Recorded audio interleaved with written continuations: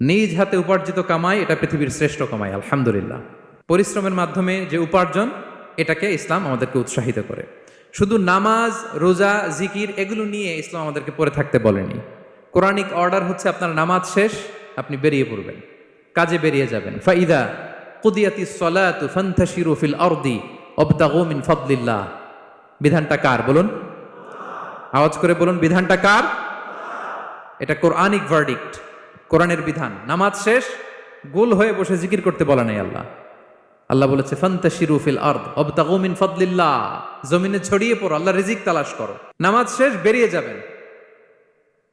কৃষক চলে যাবে মাঠে, শ্রমজীবী চলে যাবে ফ্যাক্টরিতে, শিক্ষকরা চলে যাবে তাদের শিক্ষা প্রতিষ্ঠানে, কর্পোরেট ওয়ার্ল্ডের লোকেরা চলে যাবে তাদের প্রতিষ্ঠানে। ডেভেলপমেন্ট করতে হবে, সিভিলাইজেশন করতে হবে। নামাজের পরে গোল হয়ে বসে থাকা চলবে